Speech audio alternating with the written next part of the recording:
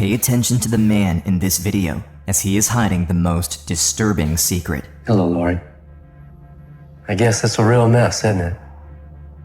It wasn't supposed to go like that. I don't know what to tell you.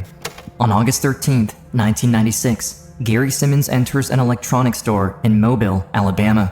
He records himself in broad daylight, in front of onlooking customers and staff. And yet, no one knows that he's actually a killer on the run. I never think about the consequences of what I do until after it's done. But that's what happens when you cross the line. You pay for it. I guess it's time. I love you. That same day, just 35 miles away, missing 18-year-old Brook Weber is found alive outside this house in Moss Pointe, Mississippi. When police arrive, Brook is hysterical, screaming the words, "They shot him, they shot him." But when they get into the house, the only thing they find is this human-sized box. As police start looking around the property, they quickly make their way into the bayou behind the house. This is where they make the most shocking discovery. Floating across the surface, they find 88 pieces of human remains. The most grisly crime the state of Mississippi has ever seen will remain a mystery until one 18-year-old girl who escaped will come back from the dead to take down the killer. She will forever be known as the girl in the butcher's box. The year is 1996. In Houston, Texas, 21-year-old Jeffrey Wolfe lives a happy life with his dad, Pascal. He was just a good kid. He loved dogs, he loved football, he loved motorcycles. He was an all-American guy, he really was. August 11th, Jeffrey comes home with a surprise guest, a new girlfriend he's excited to introduce to his father.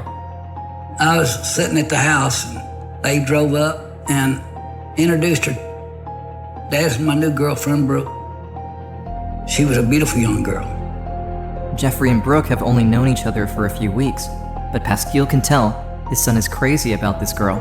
The couple already planned a vacation away together, and the following day, they're going to drive all the way to Mississippi. On August 12th, Jeffrey wakes up early to go and pick up Brooke. He hugged and kissed me bye. And that's the last time I heard from him. It's August 13th, the following day. In the early hours of the morning, the Jackson County Sheriff's Department receives a disturbing 911 call. The caller claims that a young lady came banging on their front door, that she was holding a butcher knife while she was begging for help. When police arrive at the scene, they find 18-year-old Brooke completely in shock. While police try asking her questions, they're unable to get any answers from her. All she keeps repeating over and over is, "They shot him, they shot him." When Brooke points to the house across the street, police quickly make their way over. But once inside, they find that no one is there. The house is immaculate. There's no trace of struggle, no blood, nothing out of place. But what they do find is a box. While Brooke is taken to the sheriff's department, officers continue their search of the property, looking for the man Brooke claims was shot here, but something feels wrong. The house is located at the edge of a bayou, and in one of the boats, they find drops of blood. Could the killer have disposed of the body in the river? Not too far from the dock, one officer stumbles across an axe. When he takes a closer look, he finds the blade is covered in blood. Gary Simmons, the man police believe to be responsible for the murder, is nowhere to be found. For now, Brooke is the only one who can shed light on what happened in that house, and she's the only one who knows what the box was really meant for. Her story begins on the morning of August 12th, 1996. Back in 1996, I was 18 years old. Jeff and I had just met. We were still in the honeymoon phase of our relationship where everything was perfect. He was real charming and sweet and cute. It was a business trip. We were going to make a fun time out of it, but we were going to collect money.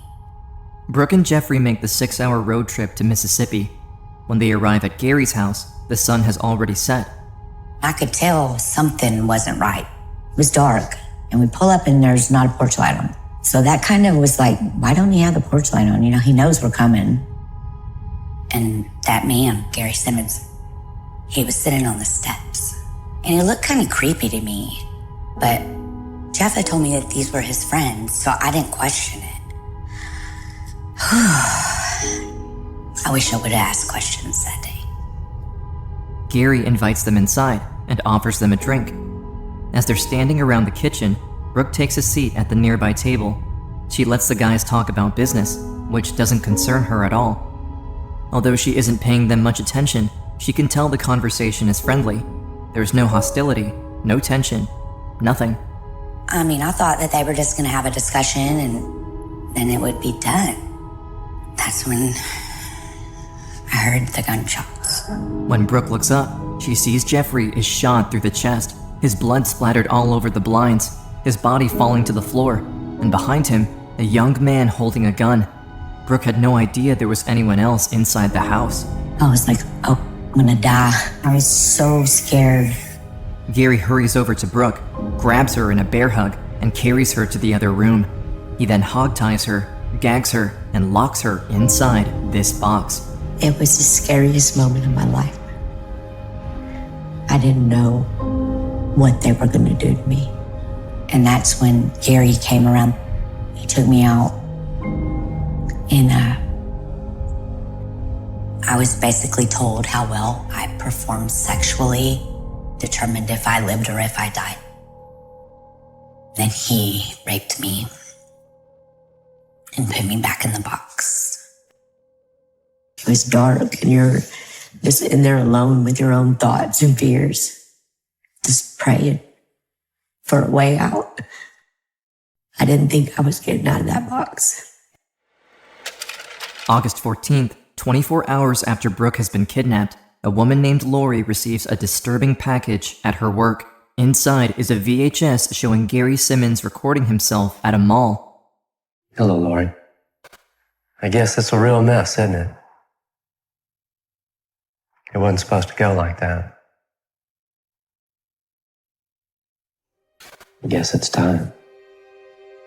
I love you. The truth is, Lori Simmons is Gary's wife. And while it may look like Gary is in a loving relationship with her, Lori is distraught to hear from her husband again. That's because the horrors that happened in the house at Moss Pointe started 6 years earlier with Lori. The house still creeps me out. And I have not set foot in there in 27 years. Lori's story starts on August 11th, 1990, 6 years earlier, almost to the day when she and Gary are getting married. Lori met Gary about 10 months after her first divorce. She has 2 children from her previous marriage, and Gary is the groundskeeper at her kids' daycare. The day of their wedding, they move in together in this house. Gary had told me early on in our relationship that he loved to write short stories. At first, Lori thinks Gary is a creative soul, something she finds endearing. In his office, he keeps over 50 binders filled with stories. One day, her curiosity gets the best of her, and she opens one to read. What she found was deeply unsettling.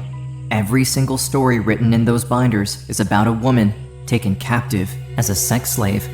I remember reading stories, and I don't know if he let me read that to gauge my reaction or my interest in what he had written. I told him, that's not pleasure, that's torture.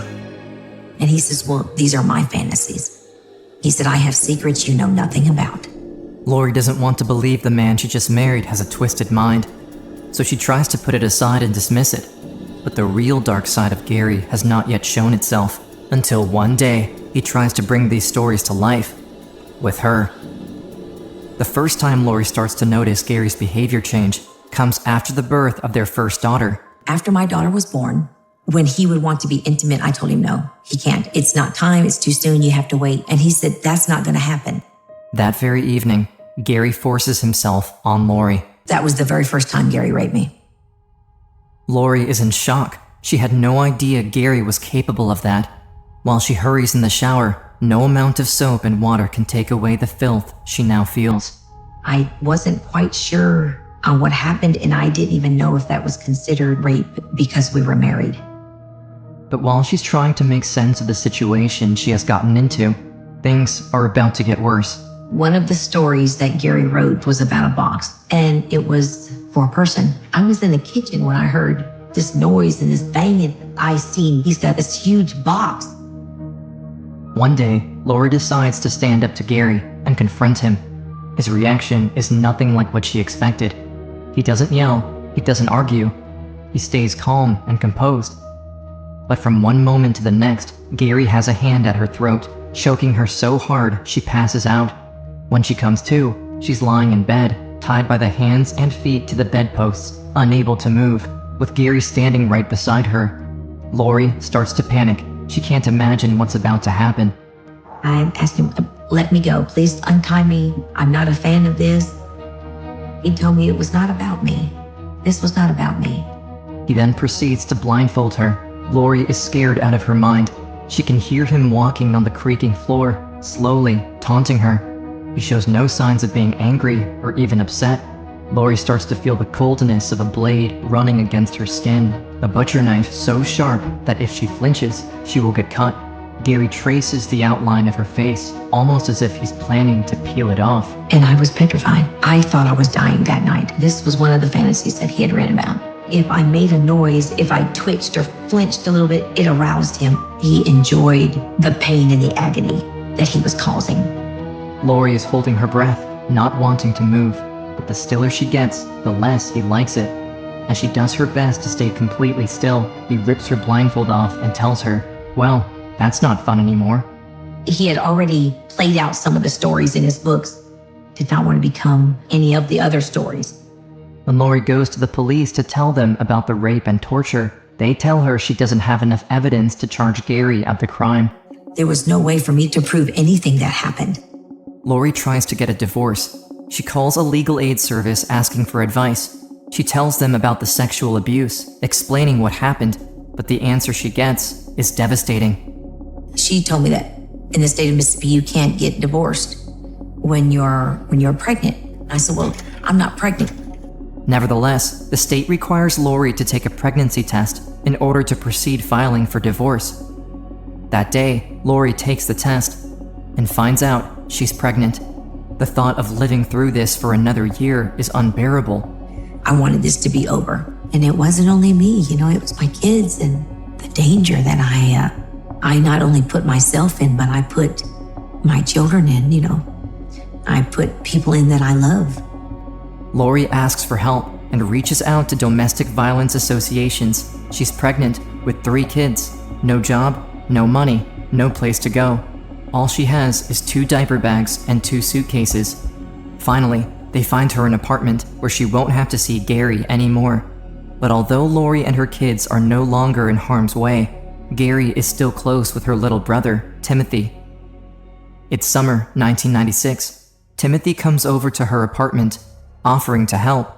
He had moved in with me for that summer so he could tend to his nephew and nieces to help me out. One night, at around 11 p.m., Lori and Tim are hanging out in the kitchen after having put the kids down to sleep, when suddenly, there's a knock at the door. It's Gary. When Tim goes to answer, Gary asks him to go talk outside. I did not know that they still spoke. I did not know that they even had a relationship. Comes back in, Gary needs my help. I said, you have no business with that man. Timothy hugs her and tells her he'll be back within the hour. But more than 4 hours later, at around 3:30 a.m., Lori is concerned because her brother hasn't come back. I called Gary's house. Gary had an answering machine and I left a message. And then I called Gary's home again. And then the third time, the answer machine didn't pick up. The phone literally just rang and rang and rang. I literally just put the phone down and I just let it ring. But what Lori doesn't know is that there is someone in the house.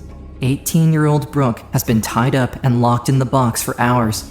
She was so exhausted that she fell asleep. When Lori calls, Brooke is woken up by the phone ringing. I heard the answering machine come on, and I knew nobody's there. And I was thinking in my mind, I was like, if you're ever gonna get out of here, now's the time. Although she has her hands and feet tied behind her back, Brooke does all she can to wiggle herself out. And as the rope starts to get loose, she's able to free herself from her bond. In the room, she can hear the phone ringing, but no one answers. She shifts her body onto her knees and pushes against the lid with her back. She summons every ounce of strength in her body, forcing against the metal top, until finally, it breaks open. She looks around, but no one is there. And the house is completely clean. But Brooke doesn't linger. She grabs a butcher knife left on the table and heads out. Because if they were coming in when I was going out, I was going to gut them. Period. Because they weren't going to kill me. I was not dying that day. As Brooke runs out the front door, she immediately heads down the road, looking for help. The first house she finds is across the street. And I ran. I ran so fast. About that time, I looked up, and Gary Simmons pulled back up at the house. Brooke quickly hides behind a bush on the neighbor's lawn. She has no idea if Gary has seen her, but she's afraid. Her entire body is shaking, trembling with fear. She's convinced that this is it.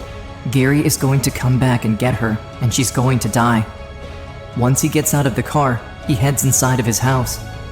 It only takes a few minutes for him to discover that Brooke is gone.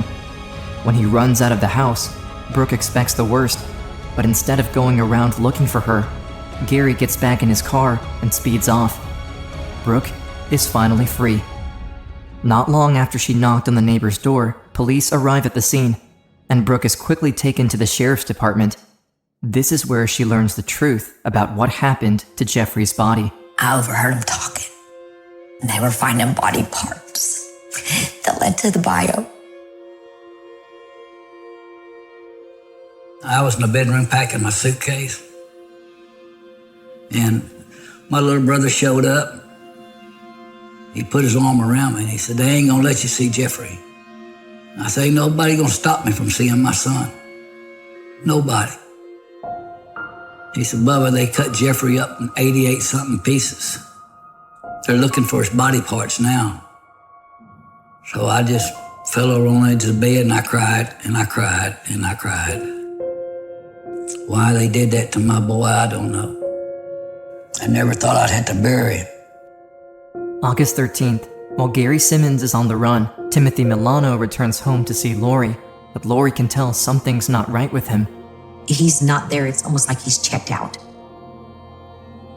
I stop and I think, oh God, what has happened now? What has Gary done to my family now? I look at Timmy and he said, I had to do it. I had to help him because he threatened you and the girls. The last time I laid my eyes on him was outside my apartment when he was being taken away. Timothy Milano is the one who shot and killed Jeffrey. Just a few hours after Brooke escaped, he turns himself in. When Jeffrey's father learns of the arrest, Pasquille is furious because Timothy is not a stranger. He remembers Jeffrey bringing him to the house one time and asking him if Tim could stay with them for a while. And Jeffrey's father said yes. I was sick at my stomach. I thought I'd done the boy a favor by letting him live in my house for 3 or 4 weeks. I washed his clothes, I fed him, and put a roof over his head, and I took him to the store a couple of times. And he repaid me back by shooting my son 7 times in the back and twice in his chest. Police say the two killed Jeffrey Wolfe of Texas in this house 2 weeks ago. Simmons also was accused of raping Wolfe's girlfriend and imprisoning her inside this box.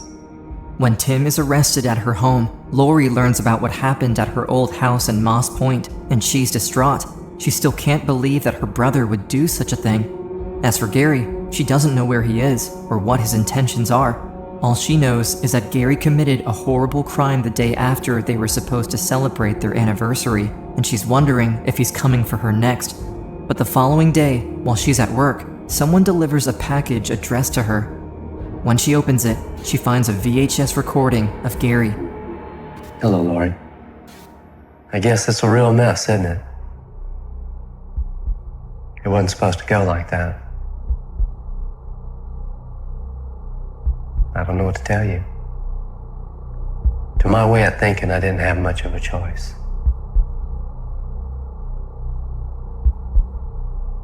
I mean, I'd already taken his money. There's no excuses. There's never been an excuse for any of the things that I've done. There's never been any excuses for the way I've treated you. I never think about the consequences of what I do until after it's done. But that's what happens when you cross the line. You pay for it. I guess it's time. I love you. That same day, Gary Simmons called police to turn himself in. When they arrested him, he was just a few blocks away from Lori's work. It's a murder officials call the most grisly in Jackson County history. Authorities say Simmons shot Wolfe, cut up the body, and scattered it in a nearby bayou. October 11th, 1996. Gary Simmons and Timothy Milano are indicted for the capital murder of Jeffrey Wolfe, but it will take another year before the trial starts. To make sure they're convicted, prosecutors need Brooke's testimony, but even while he's in jail, she's terrified of Gary Simmons. I'm the only living witness. If something would have happened to me, they would have probably got away with that. That's why they tried to have me killed from prison. I never felt safe after that. Ever. August 25th, 1997, 1 year after the murder, the trial begins. As Brooke takes the stand, she is now just a few feet away from Gary. The last time she saw him, he was locking her in that box. She knows better than anyone what Gary is capable of. I was so scared. My whole body was shaking. My hands were like this. And I'm talking not a little bit. And I would try to sit on my hands, and then my legs would go. I couldn't make it stop. I was scared. But Jeff's parents were there. They were right there. And I knew if they could sit there and take it, I could sit there and I could make sure that Jeff didn't die in vain. He wasn't gonna die. And just these people were gonna get away with it. August 28th, 3 days later, Gary Simmons' trial comes to an end, and after just a few hours of deliberation, the jury returns with the verdict. Gary is found guilty on all counts. Guilty of the murder of Jeffrey Wolfe, guilty of holding Brooke captive, and guilty of the abuse against her. Timothy Milano is also found guilty for having shot Jeffrey 9 times and for his role in the kidnapping. Timothy is sentenced to life without parole. Gary is sentenced to death. But for Brooke, there is no relief. In her mind, if Gary Simmons was able to put a hit on her from prison, he will do it again. Brooke changes her name, her look. She cuts her blonde hair short and dyes it dark. She spends all her time running and hiding, year after year, always changing, thinking that if she looks different, maybe they won't be able to find her. But not only does she run from Gary, but also from his family, from Lori, convinced that Gary's kids would grow up to hate Brooke because she put their dad in prison. I was terrified of Gary's family. I thought that, maybe Gary and Lori were high school sweethearts and I just ruined their perfect marriage. You know how many years of my life I lost? Running from this, hiding from this, I lost myself. The year is 2023. 27 years have passed since her escape, and Brooke is afraid. But now she has a family of her own, and it's time to put her past behind her. But there's someone who desperately wants to meet Brooke. While filming for an interview, she learns from the investigation discovery team that Lori has asked for a meeting. Brooke doesn't know what to expect, but she agrees. I was 18 years old. I am 45 now. I'm tired of running, tired of being afraid. I want to heal. I want my power back. I want to know, are you going to hurt me? Are you going to come after me? I need to look her in the eyes so she knows Brooke is my hero. Hi, Brooke. Hi, I'm Lori. Can I hug you? Sure. It's very nice to meet you. This is so crazy. It's crazy. Do you want to come in? Sure. Okay. I owe you a debt of gratitude. You are my hero. You might not believe that, but you are. And we have thanked God for you every day since you've escaped. I have 4 children who are grown because of you. I am here today because of you. I never looked at it that way. You kind of make it okay now. It's nice to know she's as strong as she is. What she's given me, is closure and a debt that I could never pay. I just feel like I was put there on purpose so that they didn't get away with it. I'm not ashamed of it anymore. It doesn't define me. I am Brook Weber, period. I'm not a victim anymore. I'm a survivor of a violent crime, and we're gonna make it through it.